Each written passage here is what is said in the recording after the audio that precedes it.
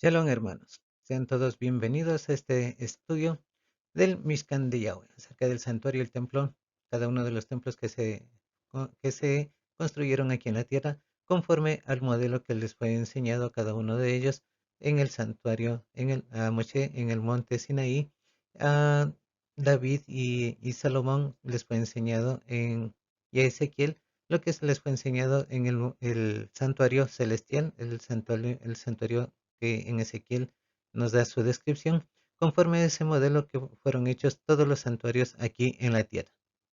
Eh, Sean todos bienvenidos y que las bendiciones de Yahweh del Altísimo nos cubran a todos. Continuando con la lectura de Éxodo 27, versos 20 al 21. Dice: Ordenarás a los hijos de Israel que te traigan aceite puro de olivas machacadas para la luz, para mantener una lámpara encendida continuamente.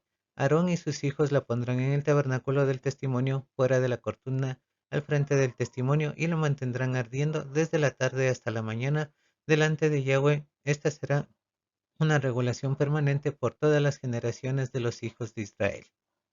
Bien, aquí vemos cómo la ordenanza del aceite de olivas para mantener la menorá encendida continuamente desde la tarde hasta la mañana.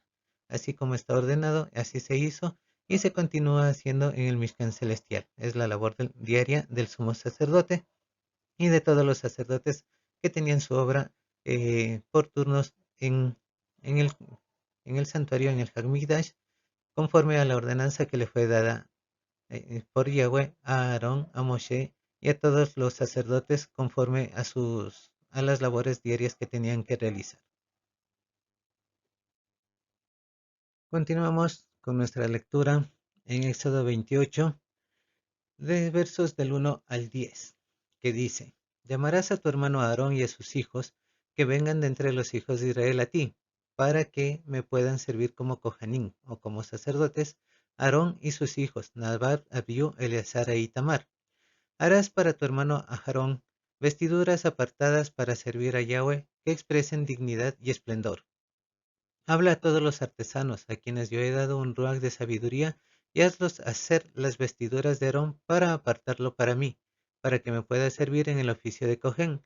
Las vestiduras que harán son estas: un pectoral, un efod, un manto, una túnica a cuadros, un turbante y una banda. Ellos harán vestiduras kadoshim para tu hermano Aarón y sus hijos para que me puedan servir en el oficio de cojén o de sacerdote.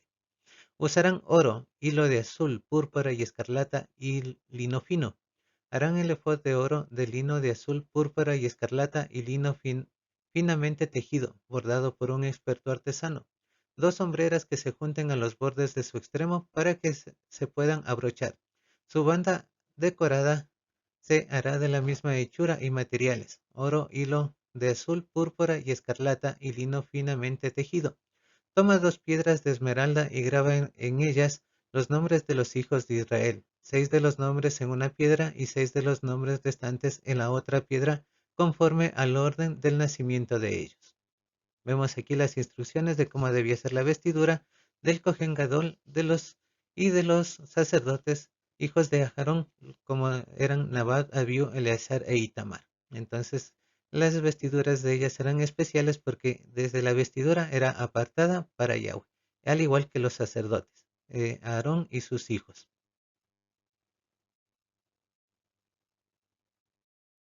Continuamos con la lectura de Éxodo 28. Ahora vamos a leer desde el verso 11 hasta el 23. Dice: Un grabador debe grabar los nombres de los hijos de Israel en las 2 piedras como se grabara un sello. Monta las piedras en una montura de oro y pon las 2 piedras en las sombreras del efod para traer a la mente los hijos de Israel. Aarón llevará los nombres de los hijos de Israel delante de Yahweh sobre sus 2 hombros como recordatorio. Haz engastes de oro puro y 2 cadenas de oro puro torcidas como cordones. Pone las cadenas como cordones a los engastes. Haz el oráculo de juicio, sea bordado por un experto artesano. Hazlo como la obra del efod. Hazlo de oro, hilo de azul, púrpura y escarlata, y lino finamente tejido. Cuando doblado en dos será cuadrado, de un palmo por un palmo.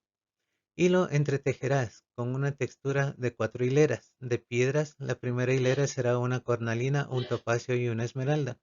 La segunda hilera será un feldespato verde, un zafiro y un diamante. La tercera hilera será un zircón naranja, un ágata y una amatista. Y la cuarta hilera, un berilo, un ónice, un jaspe, serán montadas en las monturas de oro. Las piedras corresponderán a los nombres de los 12 hijos de Israel. Serán grabadas con sus nombres, grabadas como sello, representarán las 12 tribus. En el oráculo haz 2 cadenas de oro puro torcidas como cordones. También para el oráculo haz 2 argollas de oro. Pon las 2 argollas en los 2 extremos del oráculo. Vemos cómo nos está dando las indicaciones de cómo debía ser formado, cómo se debía de fabricar el pectoral, donde están con sus sombreras, donde iban a estar los 6 nombres de los hijos de Israel en la una hombrera y los otros 6 nombres en la otra hombrera.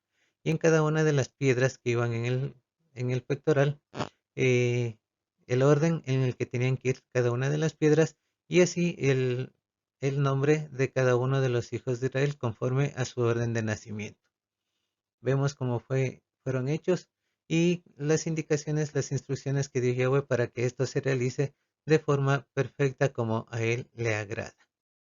Continuamos con la lectura de Éxodo 28. Vamos a leer los versos del 24 al 28. Dice: pon las 2 cadenas de oro torcidas en las 2 argollas, en los 2 extremos del oráculo. Une los otros 2 extremos de las cadenas torcidas al frente de las sombreras del efod. Haz 2 argollas de oro y ponlas en 2 extremos del oráculo, en el borde, en la parte que mire al efod. También haz 2 argollas de oro, únelas abajo en la parte delantera de las sombreras del efod, cerca de la juntura del efod y la banda decorada. Entonces une el oráculo por sus argollas a las argollas del efod con un cordón azul para que pueda estar en la banda decorada del efod, en que el oráculo no se suelte del efod. Tenemos aquí una ilustración, más o menos nos indica, ahí podemos ver las sombreras donde estaban escritas los 6 nombres de las tribus de Israel en cada uno de los hombros, 6 en el uno, 6 en el otro. Vemos las argollas de oro por delante de las sombreras y las argollas de oro en el efod, arriba del efod para que se mantenga pegado al efod. Y también vemos cada una de las piedras, cómo fueron colocadas y cada una llevaba grabada uno de los nombres de cada uno de los hijos de Israel conforme al orden de nacimiento.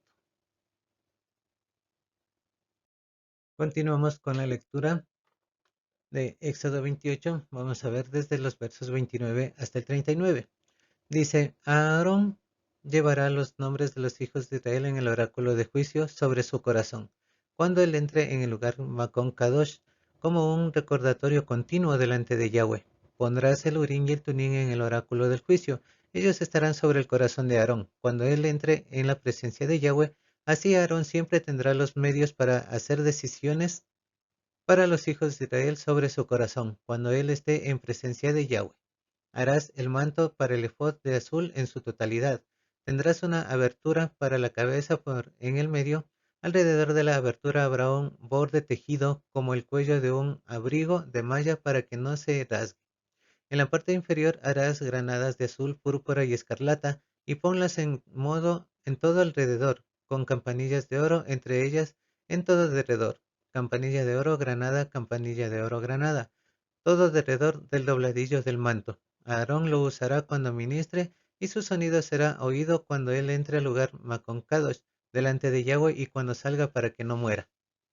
Harás un ornamento de oro puro y graba en él como en un sello apartado para Yahweh. Átalo al turbante con un cordón azul en la parte delantera del turbante, sobre la frente de Aarón, porque Aarón lleva la culpa de los errores cometidos por los hijos de Israel.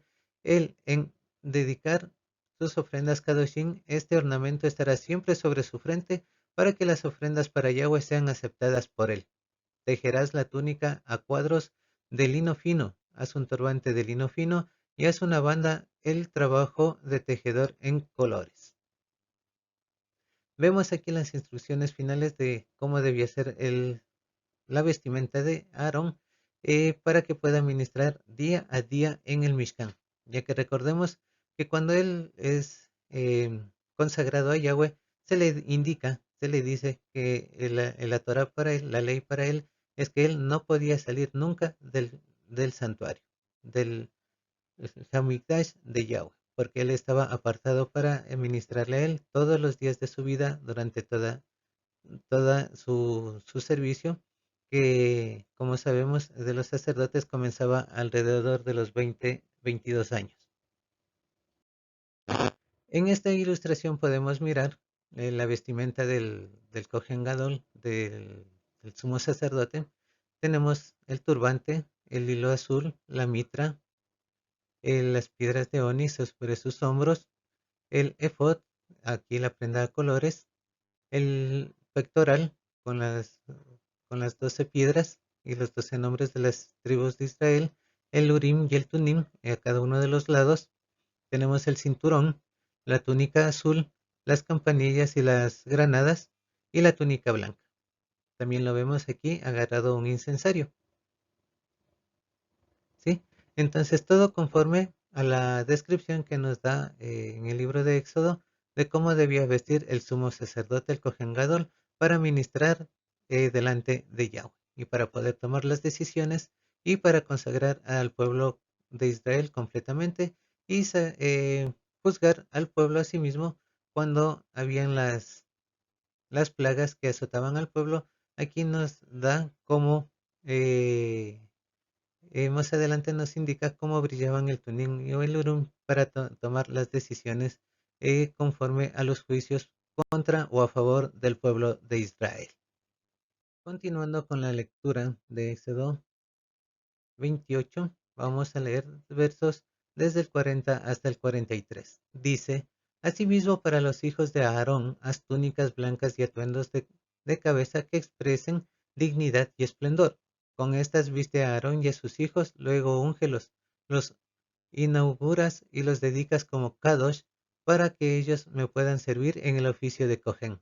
También haz para ellos calzoncillos de lino que lleguen desde la cintura hasta los muslos, para cubrir su carne desnuda. Aarón y sus hijos lo usarán cuando vayan al tabernáculo del testimonio y cuando ellos se acerquen al altar para ministrar en el lugar Macon Kadosh, para que no incurran en culpa y mueran. Esta será una regulación perpetua, o sea, para siempre, ambos para él y para su descendencia, su será para siempre. Entonces vemos las últimas indicaciones de cómo debía ser la vestimenta de los sacerdotes y en qué se diferencia con la del Kohen Gadol.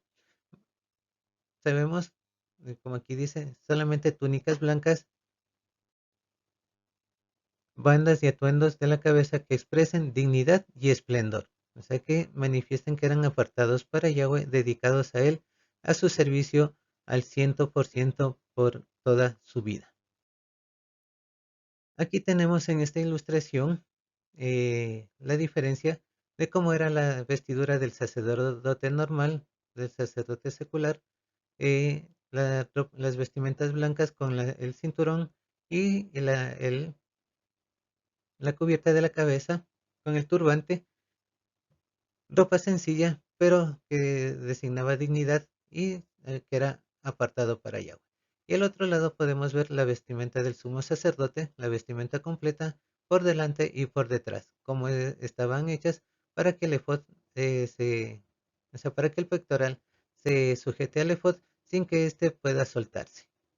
Y para, como decía, para que el sumo sacerdote tome las decisiones sobre el pueblo de Israel y sean las mejores decisiones y también los juicios que eran a favor o en contra del pueblo. Y el sacerdote normal era el que realizaba las labores de sacrificio de los animales, de mantener el fuego perpetuamente encendido, de mantener limpio todo el santuario todos los días y el dedicar el incienso, de dedicarse a ver las lámparas que estén completamente listas para ser encendidas o para que estén limpias durante el día para ser encendidas en la noche. Aquí vemos cómo era la vestimenta, tenía que ser una vestimenta cómoda y como dice los calzoncillos desde la cintura hasta los muslos para que no sea descubierta su desnudez. Y como vemos aquí, hemos realizado un pequeño resumen de lo que hacía el sumo sacerdote y los sacerdotes seculares de todos los días en el pueblo de Israel y que debemos tomar en cuenta eso de cuáles son las labores de que hace Yeshua HaMashiach en la actualidad en el Mishkan del cielo, las labores diarias que él realiza por cada uno de nosotros.